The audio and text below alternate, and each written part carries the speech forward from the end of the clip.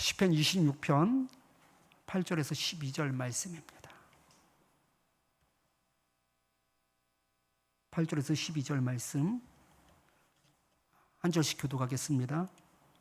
여호와여, 내가 주께서 계신 집과 주의 영광이 머무는 곳을 사랑하오니 내 영혼을 죄인과 함께 내 생명을 살인자와 함께 거두지 마소서. 그들의 손에 사악함이 있고 그들의 오른손에 뇌물이 가득하오나 나는 나의 완전함에 행하리오니 나를 속량하시고 내게 은혜를 베푸소서. 다 같이 내 발이 평탄한 데에 섰사오니 무리 가운데서 여호와를 송축하리이다. 아멘. 서로 바라보면서 함께 인사하겠습니다. 참 잘 오셨습니다. 네, 참 잘 오셨습니다.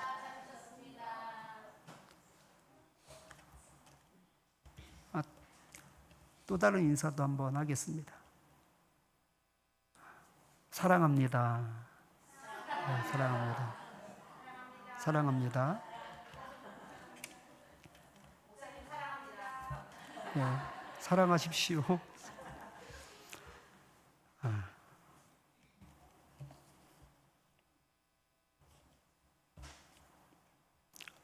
8절 말씀 보면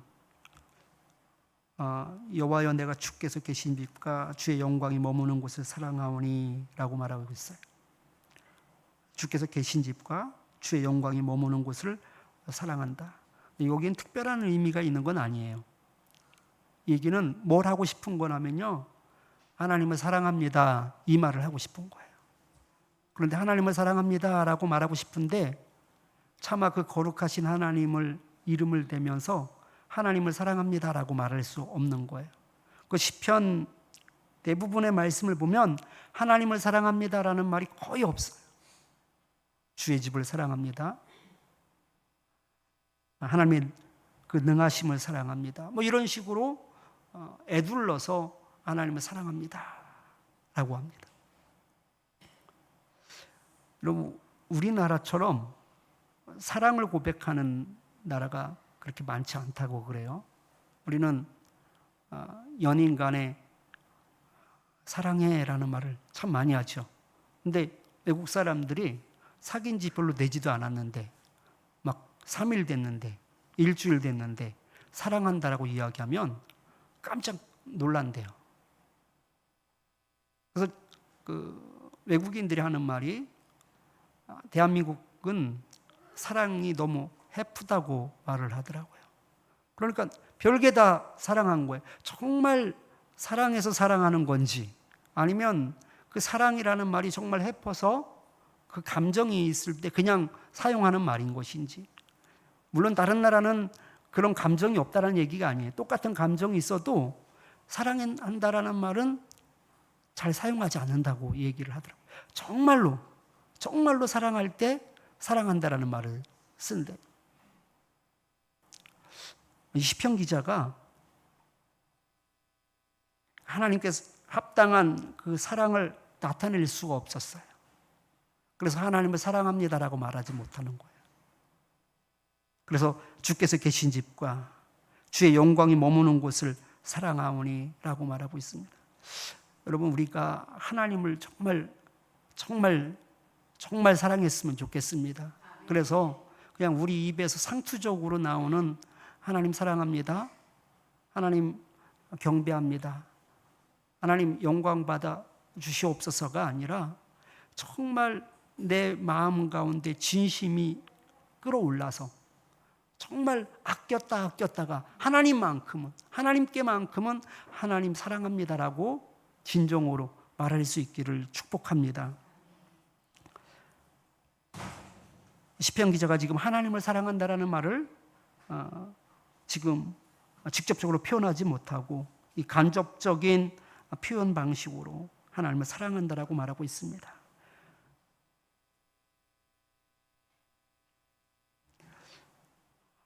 구절 말씀을 보면 내 영혼을 죄인과 함께 내 생명을 살인자와 함께 거두지 마옵소서라고 말하고 있는데, 이 거두지라는 말은요, 모으다, 함께 놓다라는 것이에요.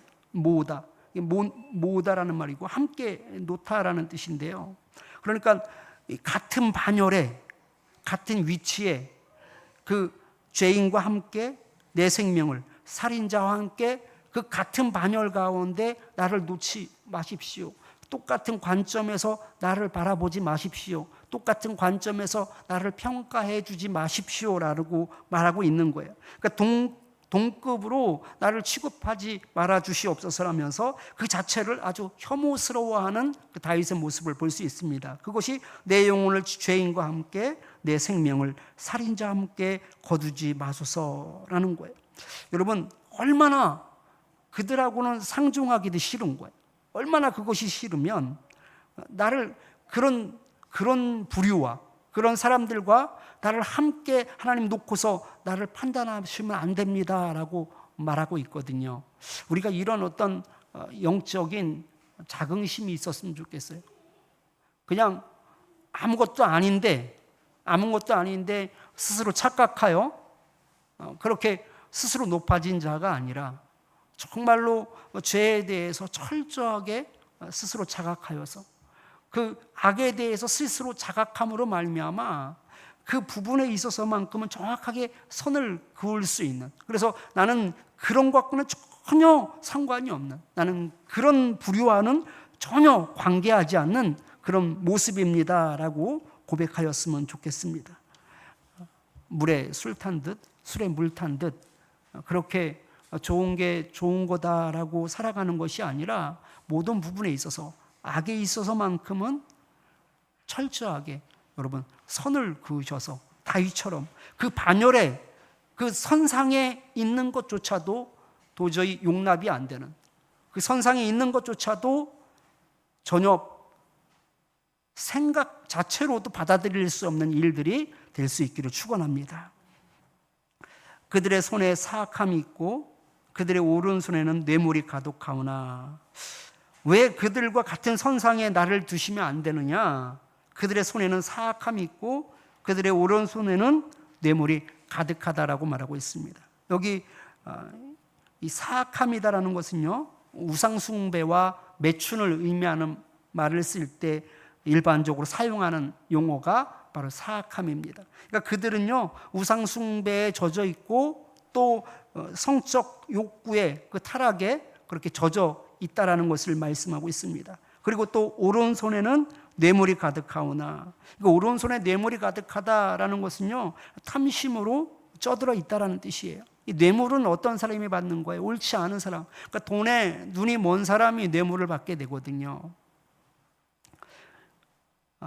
이번 검담 신도시의 그 주차장이 무너져 내렸잖아요. 그래 그 사건 때문에 아주 전수조사를 했죠. 무량판으로 된 그 단지들은 전부 다 LH에서 발주한 것들은 다 전수조사를 했어요. 그런데 보니까 기가 막힌 것은 기둥이 하나도 안 들어간 곳이, 보강 철근이 하나도 안 들어갔어요. 어느 아파트 같은 거. 그래서 뭐라고 이야기하고 있냐면요, 그게 100몇 개인데 기둥이 안 무너지고 있는 게 신기하대요. 그러면 이 무량판이 왜 지금 이슈가 되냐면, 그전에는 이 볼을 댔어요. 기둥과 기둥 사이에 볼을 댔어요. 여러분 H빔이라고 혹시 아시나요? H빔이라는 볼을 대고 또 벽면으로 그 슬라브를 받쳤단 말이죠.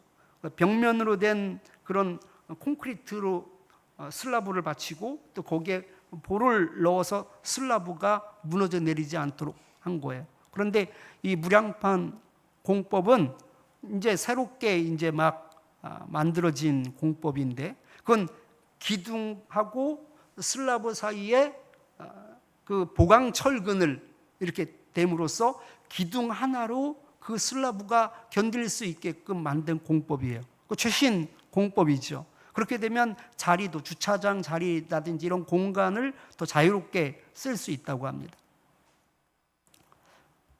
그러니까 반드시 철근이 빠지면 안 돼요. 그런데 어느 아파트 같은 경우는요, 기둥에 하나도 보강 철근이 들어가 있지 않아요. 당연히 보도 없는 거죠. 보가 없는 아파트니까.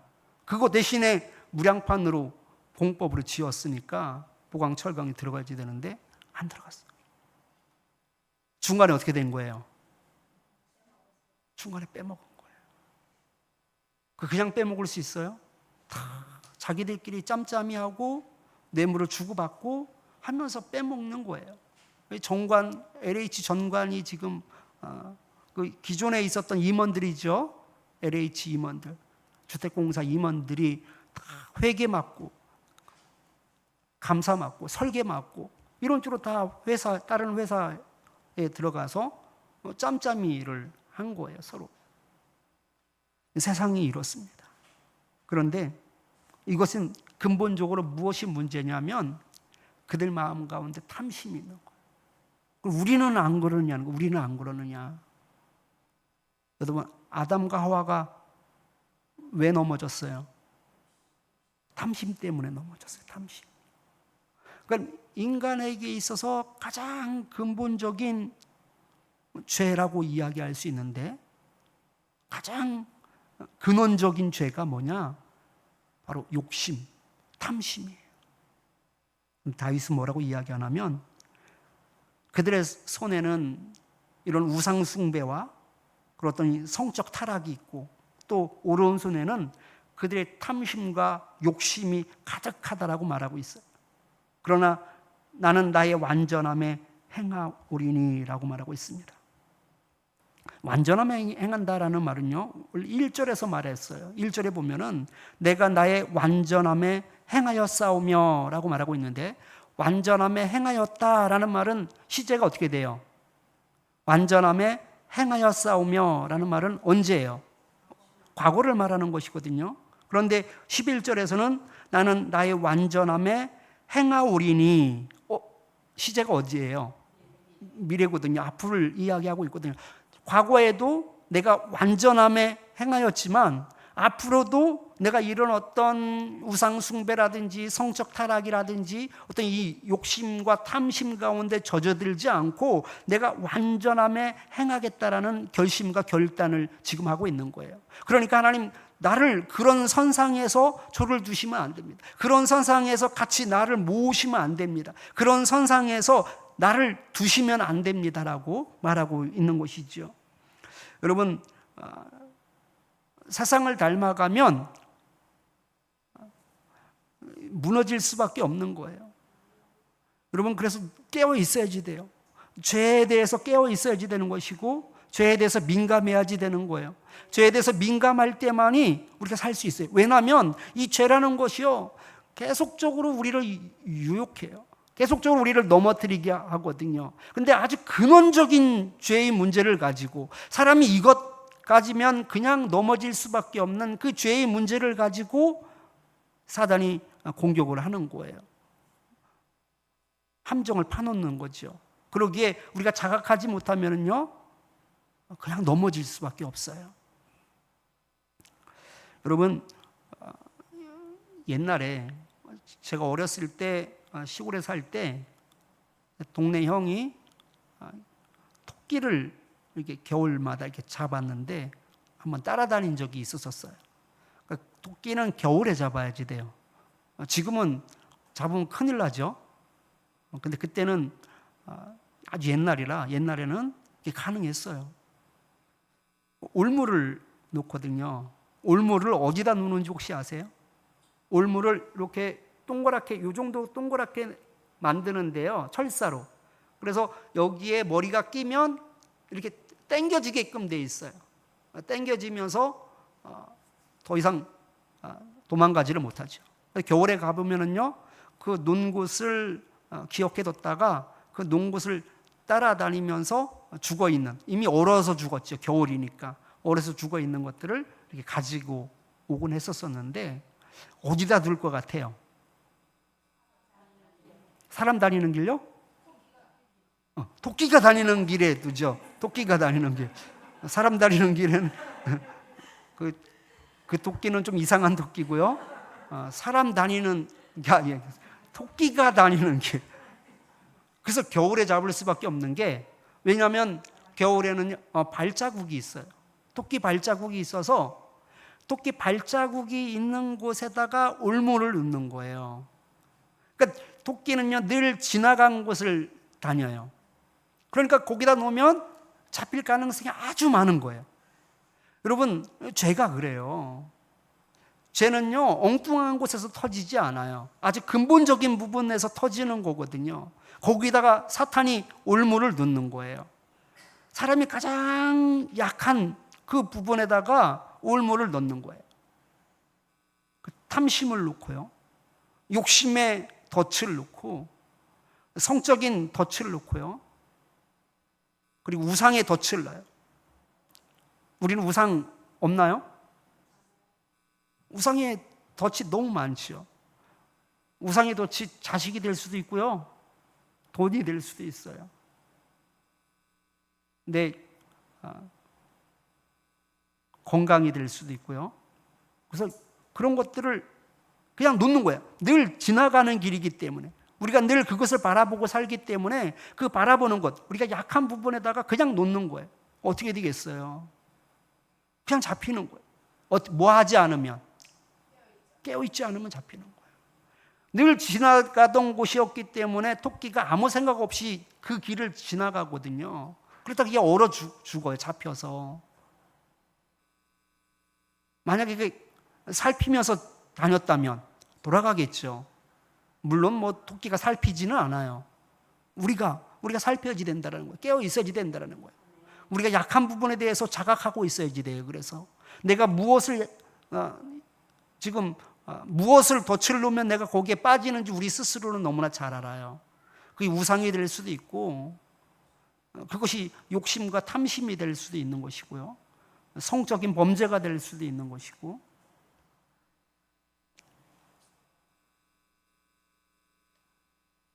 그러기에 늘 깨어 있어야지 됩니다. 그러기에 다윗은 뭐라고 이야기하냐면, 그들의 손은 사악함에 그렇게 있고 또 오른손이 뇌물에 가득하다라고 말하고 있어요.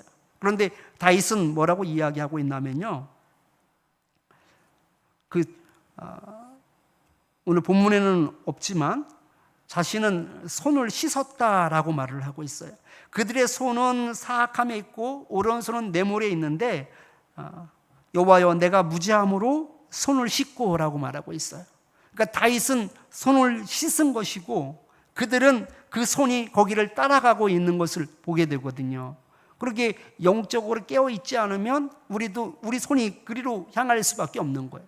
날마다 손을 씻을 수 있기를 축원합니다. 영적으로 깨어 있어서 여러분, 그 내가 약하게 생각하는 그 올무에 잡히지 않기를 축원합니다. 그러면서 나의 완전함에 행하겠다라고, 앞으로도 나는 완전함으로 행하겠다. 그런 어떤 우상 숭배의 어떤 덫에, 또 어떤 성적인 어떤 그런 타락함의 덫에, 욕심과 탐심의 그 덫에 빠지지 않고 나는 계속 앞으로도 완전함에 행하겠습니다라고 그렇게 고백하고 있습니다. 나의 완전함에 행하오리니 나를 속량하시고 내게 은혜를 베푸소서. 이 속량하다라는 말은요, 히브리어로 파다예요. 파다. 이 파다가 아니라 그냥 발음이 파다예요. 파다라는 뜻이 두 가지 의미를 가지고 있어요. 대속의 개념이 하나 있고요, 또 구원의 개념이 있습니다. 그러니까 구원하다라는 말도 속량하시고라는 말이고, 또 대속하다라는 말도 속량하신 거예요. 이 대속하다라는 개념은 원래 그 주인이 달리 있는 거예요. 그런데 돈을 지불하고 또는 거기에 상응하는 대가를 지불하고 그래서 그것을 옮기는 것, 이것이 바로 대속이에요. 이것이 바로 출애굽기 4장 23절에 대속의 개념이 나와 있는데, 4장 23절 말씀 한번 같이 한번 읽어보겠습니다. 내가 내게 이르기를 내 아들을 보내주어 나를 섬기게 하라 하여도 내가 보내주기를 거절하니 내가 내 아들 내 장자를 죽이리라 하셨다 하라 하시니라. 아멘.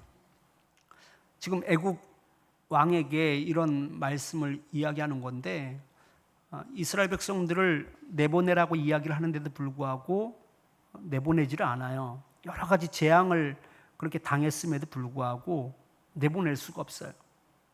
왜냐하면 이스라엘 백성들 자체가 돈이에요. 돈이기 때문에 그래요. 여러분, 옛날에 농기구 없었을 때 밭을 뭘로 갈았어요? 소로 갈죠. 그러니까 심각하게 말하면 저 한 사람 한 사람이 소라고 생각하면 돼요. 너무너무 귀중한 재산이고 이를 부릴 수 있는 소 같은 존재인 거예요. 말을 알아듣고 손을 사용할 수 있는 소예요. 그러니 얼마나 큰 자산이에요. 그 자산을 내보내라는 거예요. 수많은 소떼를 그냥 내보내라는 것, 여러분 그렇게 할 수 있겠어요? 소떼하고는 비교도 할 수 없는, 사람은 만능이잖아요. 말도 알아들어, 두 손으로 다 만들 수도 있어, 일을 시키면 시키는 대로 다 해. 얼마나 큰 자산이에요. 그러니까 애굽 왕이 그 욕심 때문에 이스라엘 백성들을 내보내지를 못해요. 그때 하나님께서 뭐라고 말씀하시냐면 내 아들 내 장자를 죽이리라. 그 욕심 때문에 죽을 것을 말씀합니다. 그리고 12장 29절 말씀을 또 이어서 읽겠습니다. 밤중에 여호와께서 애굽 땅에서 모든 처음 난 것 곧 왕위에 앉은 바로의 장자로부터 옷 같은 사람의 장자까지와 가죽에 처음 난 것을 다 치심에. 그래서 애굽에 있는 모든 장자들 뿐만이 아니라 가축의 첫째 새끼들도 다 죽게 됩니다. 그런데 첫째 새끼들도 다 죽게 되는데 그 장자는, 그 땅에 있는 모든 사람들은 다 죽어야지 돼요. 그런데 죽지 않은 곳이 하나 있었어요. 죽지 않은 곳, 바로 이스라엘 백성들이 살던 고센 땅에는 첫째 아들이 다 죽지 않았거든요. 죽지 않은 이유가 뭐예요? 네? 양의 피를 문설주에 발랐죠. 양의 피를 문설주에 발라서 그 피를 보고 죽음의 사자가 넘어가게 되는 거거든요. 원래는 다 죽어야지 되는 거예요. 그러니까 애국 전역이 다 죽어야지 되는 거예요. 그런데 이스라엘 백성들만은 살게 됩니다. 12장 13절 말씀을 같이 한번 읽어보겠습니다. 내가 애굽 땅을 칠 때 그 피가 너희 사는 집에 있어서 너희를 위하여 표적이 될지라. 내가 피를 볼 때 너희를 넘어가리니 재앙이 너희에게 내려 멸하지 아니하리라. 아멘. 이 속량하다라는 말이 대속의 개념이다라고 이야기했는데, 대속의 개념이라는 것은 좀 전에 제가 말씀드렸던 것처럼 값을 주고 산다든지 아니면 그에 상응하는 어떤 물건을 주고 사서 주인이 바뀌는 거예요. 소유권이 바뀌게 되는 거예요. 그것이 바로 대속이에요. 이스라엘 백성들이 당연히 장자가 죽어야지 됐지만 그 값을 주고 하나님께서 사신 거예요. 그래서 죽어야지 되지만 그 죽음의 사자에 예속될 수밖에 없어요. 죽음의 사자 가운데 당할 수밖에 없는 거예요. 그런데 그 주인이 바뀐 거예요. 생명으로 바뀐 거예요. 이것이 바로 대속이에요. 나를 속량하셨다라는 것은요, 하나님께서 값을 주고 나를 살리신 것을 말하는 거예요. 또 한 가지 의미는요, 구원의 개념인데 시편 25편 22절 말씀을 같이 한번 읽어보겠습니다. 하나님이여 이스라엘을 그 모든 환난에서 속량하소서. 하나님의 이스라엘을 그 모든 환난에서 속량하소서. 그러니까 환난에서 나를 구원해 달라는 거예요. 그래서 속량이라는 말은요, 건지는 거예요. 건지는 것. 이 수렁텅이에서 건져 올리는 것, 구원. 이것이 바로 속량입니다.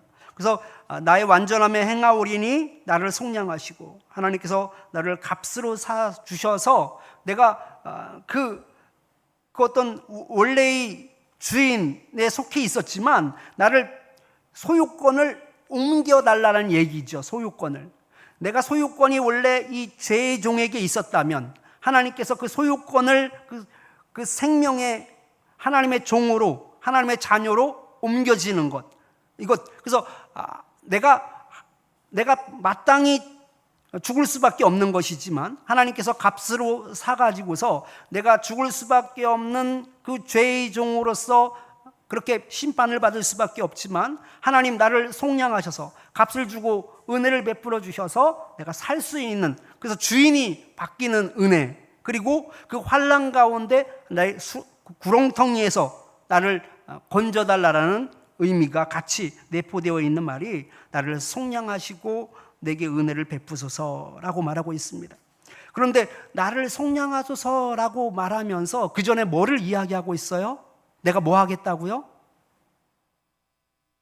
11절 말씀을 보면은요, 완전함에 행하오리니, 완전함에 행하오리니 나를 값으로 사서 나를 살려주시고 주인을 바꿔달라는 거예요. 소유권이 바뀌어질 수 있게 해달라는 거예요. 내가 완전함에 행하오리니, 그리고 나를 구덩이에서 건져내 달라고 말하고 있습니다. 여러분, 우리는 신앙생활을 하면서 내가 완전함에 행하오리니라는 말은 그냥 생략하고 살 때가 얼마나 많은지 몰라요. 이걸 생략하고 하나님의 은혜와 구원, 그 자비와 사랑만을 그렇게 외치면서 나를 구원해 달라고 말할 때가 얼마나 많은지 모릅니다. 여러분, 사기죠. 이걸 사기라고 이야기해요. 왜냐하면 여러분, 학생들이 시험을 잘 보려면 어떻게 해야지 돼요? 공부를 열심히 해야지 돼요. 이거는 운이 아니에요. 창조 질서예요. 하나님의 창조 질서예요. 그래서 하나님께서 열심히 하는 자에게 은혜를 베풀어 주시는지 믿습니다. 그래서 눈물로 씨를 뿌리는 자는 어떻게 되는 거예요? 기쁨으로 단을 거두리로다. 씨를 뿌리지 않으면 어떻게 되는 거예요? 거둘 것도 없는 거예요. 그러니까 이건 창조 질서예요. 그러니까 하나님의 방법이에요. 그런데 학생이 공부를 하지 않고 하나님 시험 잘 볼 수 있게 하여 주시옵소서라면 기도하면 사기예요, 아니에요? 네? 사기예요. 하나님은 그거 들어주시지 않아요. 물론 하나님이 일하시면 들어주실 수 있어요.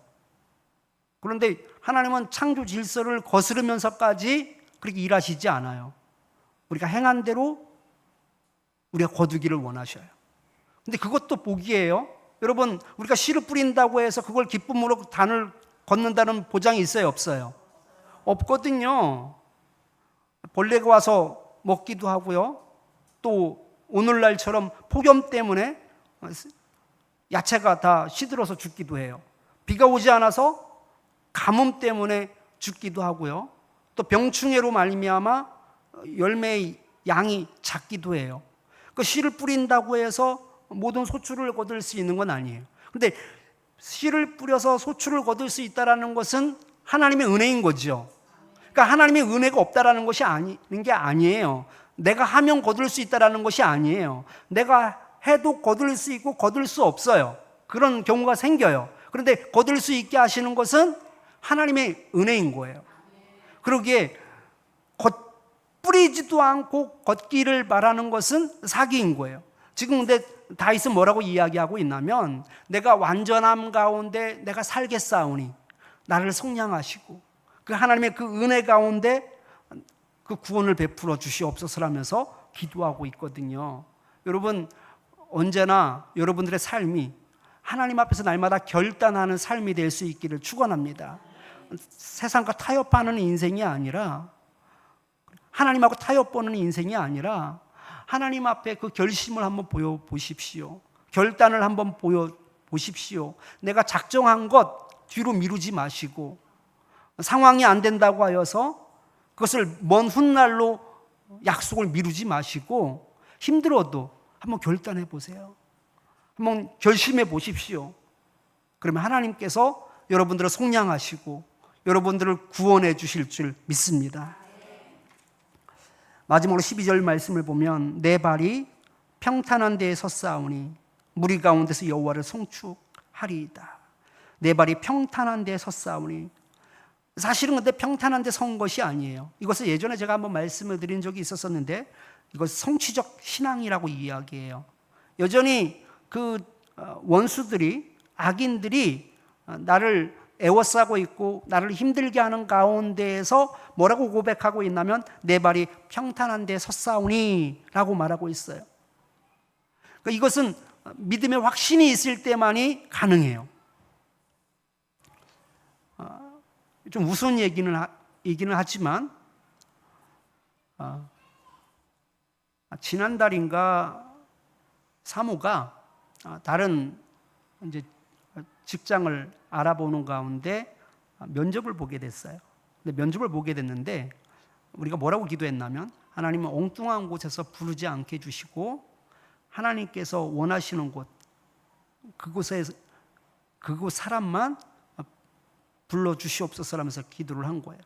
근데 그날 몸이 되게 안 좋았어요, 사모가. 그런데 면접을 오라고 전화가 온 거예요. 제가 당당하게 아주 큰 소리 쳤죠. 여기가 하나님께서 인도하신 곳이네. 우리가 이렇게 기도했잖아. 그러니 한번 가서 한번 면접 보세요. 반드시 될 거라고. 다른 곳에서는 부르지 마시고 하나님 일할 곳에서 하나님 불러주시옵소서 하면서 믿음으로 기도했거든요. 전혀 의심하지 않았어요. 그리고 가서 면접을 본 거예요. 어떻게 됐을까요?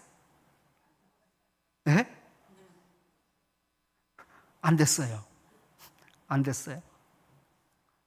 그런데 그러면은 뭐라고 얘기해야 돼요? 하나님께 뭐라고 얘기해야 돼요?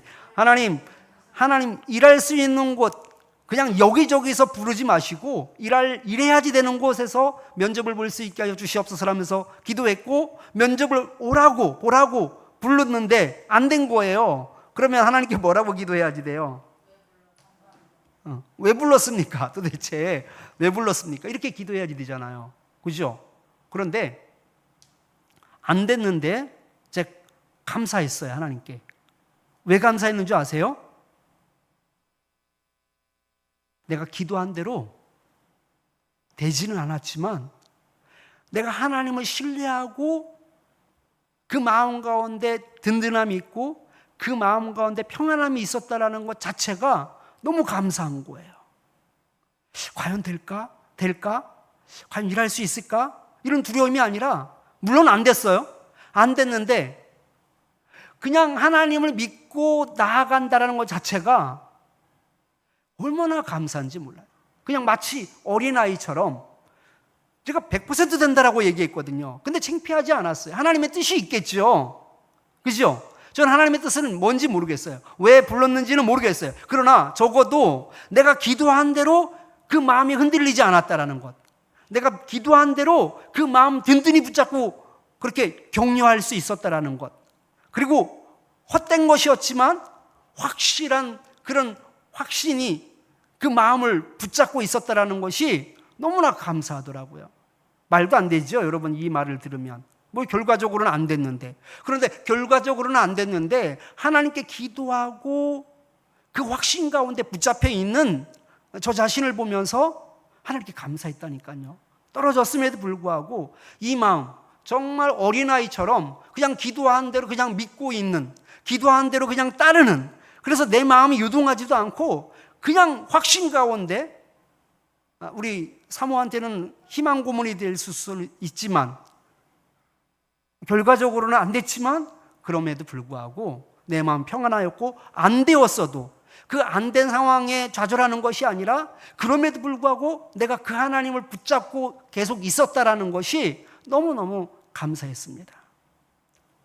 이게 성취적 신앙이에요. 이루어진 것은 없어요.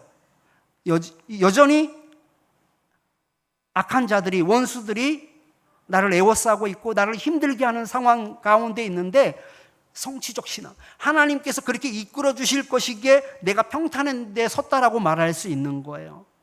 이 평안은요, 세상이 빼앗을 수 없어요. 여러분, 이 신앙을 가질 수 있기를 바랍니다. 세상은요, 진짜로 평탄한 데 서야지 평안을 가져요. 그런데 예수님을 믿는 사람들은요, 기도하였으면 믿는 거예요. 기도하였으면 그냥 확신하는 거예요. 다윗이 이 선취적 이 신앙을 가지고 구원의 확신 가운데 여호와를 송축하고 있다라고 말씀하고 있습니다. 특별히 오늘 말씀을 통해서 우리가 깨닫기를 원하는 것은요, 다윗은 문제 해결에 집착하지 않아요. 하나님, 이 원수를 어떻게 해야지 됩니까? 이 원수를 하나님께서 해결해 주셔야지 되지 않겠습니까? 이 원수의 문제 하나님께서 역사하여 주시옵소서. 이 원수들이 완전히 멸망을 당하고, 이 원수들이 완전히 내 앞에서 무릎을 꿇고, 이 원수들이 완전히 사라질 수 있게 해주시옵소서 하면서 원수에 집착하여서 그 원수를 놓고 기도하지 않아요. 그러니까 문제를 놓고 기도하는 것이 아니라 문제는 있는데도 불구하고 그냥 하나님 뜻대로 살면 평탄한 데 설 수 있다라는 확신이 있는 거예요. 우리가 이와 같은 생각을, 믿음을 가지고 살았으면 좋겠어요. 여러분, 문제는 늘 있어요.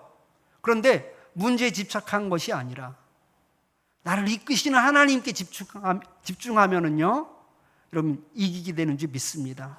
참 평안을 가져다 주는 줄 믿습니다. 우리 참빛교회 성도님들은 문제 하나하나에 하나님 이 문제 해결해 주시옵소서, 하나님 이 문제를 주님께서 가져가 주시옵소서, 하나님 아버지 자녀의 문제, 누구의 문제, 무슨 문제 하면서 문제에 집착하고 그 문제 때문에 슬퍼하고 문제 때문에 좌절하는 것이 아니라 그 문제 위에 계시는 하나님 바라보시고 그 하나님 뜻 가운데 살아가는 것이 진정으로 이기는 삶이다라는 것을 고백할 수 있기를 축원합니다. 말씀을 기억하면서 나의 등 뒤에서 함께 찬양하겠습니다.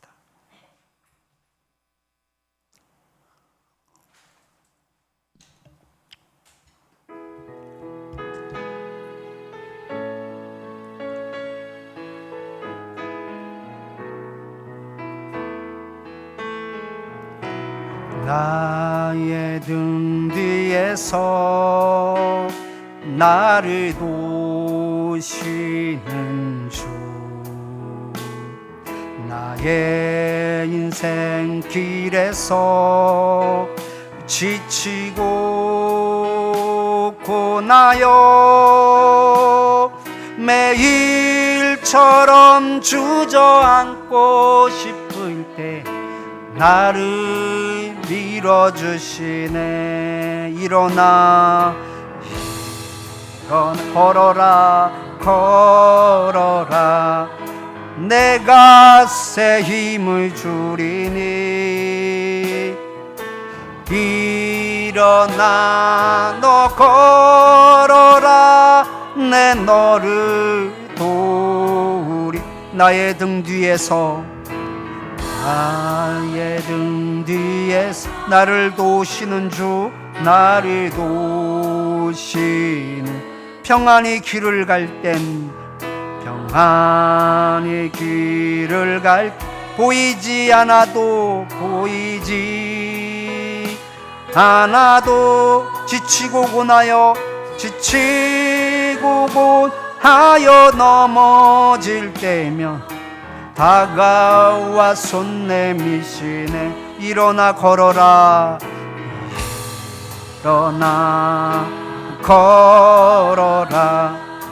내가 새 힘을 주리니. 일어나 너 걸어라 내 너를 도우리. 나의 등 뒤에서 나를 도우시는 주, 나를 도우시는 주. 때때로 뒤돌아보면 여전히 계신 주, 잔잔한 미소로 바라보시면 나를 재촉하시네. 일어나 걸어라 내가 새 힘을 주리니 일어나 너 걸어라 내 너를 일어나 걸어라 일어나 왜 그렇습니까? 내가 새 힘을 주리니 그러므로 일어나 너 걸어라 내 너를 일어나 걸어라 일어나 걸어라 내가 새 힘을 주리니 일어나 너 걸어라 내 너를 도우리. 이 말씀을 기억하면서 우리 세 가지 기도 제목 가지고 함께 기도하겠습니다. 세상 사람들과는 다른 구별된 삶을 살게 하옵소서 하면서 기도하겠습니다. 세상을 닮아가지 않게 달라고 기도하겠습니다. 죄악을 부추기는 그 어떤 곳에도 속지 않게 하옵소서 하면서 기도하겠습니다. 사탄은 날마다 우리 가운데 속삭이며 부추기면서 내가 나아가는 그 길에 덫을 놓습니다. 죄악을 부추기는 그 어떤 곳에도 속지 않게 달라고, 죄에 대해서 철저하게 깨어있게 달라고 기도하겠습니다. 문제의 마음을 빼앗기는 것이 아니라 하나님을 붙잡게 해달라고, 문제를 보는 것이 아니라 하나님을 볼 수 있게 해달라고 기도하겠습니다. 이 시간 우리 주여 한번 부르짖고 함께 기도하겠습니다. 주여! 하나님 아버지 감사합니다. 하나님 아버지 은혜 가운데 도심 가운데 하나님 아버지 저희들이 영적으로 깨어있기를 원합니다. 영적으로 충만하시도록 하나님 아버지 허락하여 주시길 원합니다. 아버지 은혜를 베풀어 주시옵소서. 하나님 아버지 그리하여 하나님 아버지 세상 사람들과 구별된 인생을 살 수 있도록 하나님 아버지 허락하여 주시옵소서. 세상을 닮아가는 자가 되지 않게 해주시옵고 그들의 위치에서 살지 않게 하여 주시며 그들의 바늘 가운데 서는 자가 되지 않게 하여 주시옵소서. 구별된 삶을 살 수 있길 원합니다. 하나님 향기 나는 인생이 되게 하여 주시옵소서. 그리스도의 빛과 소금의 역할을 감당할 수 있도록 주님 역사하여 주시옵소서. 그리하여 하나님 아버지 온전히 구별될 수 있게 하여 주시고 하나님 아버지 온전히 하나님 아버지 깨어있게 하여 주시옵소서. 무엇보다도 하나님 아버지 세상이 놓은 덫에 하나님 아버지 넘어지는 자가 되지 않기를 원합니다. 하나님 아버지 역사하여 주시옵소서. 우리는 너무나 연약하여서 하나님 아버지 그 죄 하나님 아버지 가장 아버지 그 근본 아버지 그거에 넘어질 때가 얼마나 많은지 모릅니다. 우성에 넘어집니다. 하나님 아버지 그 죄악된 탐심에 넘어집니다. 하나님 아버지 성적인 타락에 넘어질 때도 얼마나 많은지 모릅니다. 하나님 아버지 저희들에게 은혜를 덧내빼 주시어서 하나님 이 세상적인 죄악에 넘어지는 자들 되지 않게 해주시고 아버지 깨어있을 수 있도록 하나님 아버지 허락하여 주셔서 죄와 싸워 이길 수 있게 하여 주시며 하나님 깨어있음으로 말미암아 하나님 아버지 은혜 가운데 도심 가운데 피할 길을 허락하여 주시옵소서. 넘어지는 자가 되지 않게 하여 주시옵소서. 실족하는 자가 되지 않게 하여 주시옵소서. 하나님 아버지께 영광이 되는 그런 인생 되게 하여 주시고 하나님 아버지 과거에도 완전하였던 것처럼 하나님 아버지 그 앞날에도 완전할 수 있는 자 되게 하여 주시고 다짐할 수 있게 하여 주시고 결심할 수 있게 하여 주시옵소서. 하나님 아버지 세상과 타협하지 않게 하여 주시고 하나님의 그 약속을 미루는 어리석은 자가 되지 않게 하여 주시며 아버지 절정이 깨어져 녹아지고 죽어지시도록 하나님 아버지 허락하여 주셔서 하나님 아버지 주님께 맺은 아버지 그 약속들을 하나님 아버지 온전히 지키며 아버지 결심하며 결단하며 나아가는 저희들의 인생이 될 수 있게 하여 주셔서 아버지 승리하는 인생이 될 수 있도록 주님 역사하여 주옵소서. 하나님 아버지 문제를 바라보며 아버지 그 문제에 함몰되어서 하나님 아버지 그 문제밖에 하나님 아버지 생각이 나지 않는 그런 어리석은 자가 되지 않게 하여 주시고 하나님 아버지 그 문제를 제쳐두고 하나님을 볼 수 있기를 원합니다. 하나님 그 문제를 제쳐두고 하나님의 능력을 구할 수 있기를 원합니다. 주님을 붙잡을 때 하나님 아버지 우리 가운데 평안은 있는 줄 압니다. 주님을 바라볼 때 아버지 문제의 시작이 열리게 되는 줄 압니다. 주님 역사하여 주어서 하나님 아버지 바라봄으로 말미암아 하나님을 붙잡음으로 말미암아 온전히 이기는 저희들 되시도록 주님 역사하여 주시옵소서.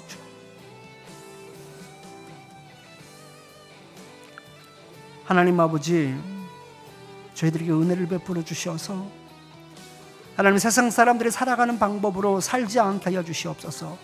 구별되게 하여 주시옵소서. 깨어있게 하여 주시옵소서. 빛과 소금의 역할을 감당할 수 있게 하여 주시고 그리스도의 향기가 될 수 있게 하여 주시옵소서. 하나님 저희들에게 힘을 주시옵소서. 능력을 주시옵소서. 능히 이길 수 있게 하여 주시옵소서. 무엇보다도 하나님 아버지 걸려 넘어지는 그 덫에 또 넘어지고 또 넘어질 때가 얼마나 많은지 모릅니다. 걸어간 길을 또 걸어가고 걸어갈 때가 얼마나 많은지 모릅니다. 하나님 아버지 저희들이 죄에 대해서 자각할 수 있게 하여 주시옵소서. 우리들의 약한 부분, 하나님 모난 부분, 하나님 아버지 모자란 부분에 대해서 하나님 아버지 날마다 깨어있게 하여 주시고 싸워 이길 수 있게 하여 주셔서 그 죄 가운데 넘어지는 자들이 아니라 죄를 밟고 이길 수 있게 하여 주시고 일어설 수 있게 하여 주시옵소서. 저희들에게 힘을 주시옵소서. 능력을 주시옵소서. 은혜를 베풀어 주시어서 능히 하나님 아버지 의지함으로 말미암아 승리할 수 있게 하여 주시옵소서. 무엇보다도 하나님 아버지 다윗은 그 문제에 함몰되어서 그 문제의 마음을 빼앗겨서 그 문제를 가지고 씨름한 것이 아니라 그 문제가 있음에도 불구하고 하나님을 붙잡기 위해 부단히도 노력하며 하나님 아버지 애쓰는 그 모습을 보게 됩니다. 하나님 아버지 저희들에게도 이와 같은 믿음을 허락하여 주셔서 하나님 문제 가운데 넘어지고 근심하고 하나님 아버지 힘들어하는 자들이 되지 않게 하여 주시고 하나님 아버지 그 문제 위에 계시는 하나님을 바라볼 수 있게 하여 주시옵소서. 문제의 마음을 빼앗기는 것이 아니라 하나님의 마음을 붙잡는 자 되게 하여 주시고 하나님을 붙잡음으로 말미암아 우리 마음 가운데 진정한 평안과 기쁨을 맛볼 수 있게 하여 주시고 다윗이 그 선취적인 신앙을 가지고 그 믿음의 확신과 구원의 확신을 가지고 하나님을 찬송하였던 것처럼 하나님 아버지 저희들이 마음이 든든하고 하나님 아버지 우리의 마음의 평안이 넘침으로 말미암아 우리 속에 진정한 하나님의 찬송이 넘쳐날 수 있도록 주님 역사하여 주시옵소서. 예수님 이름으로 기도드리옵나이다. 아멘.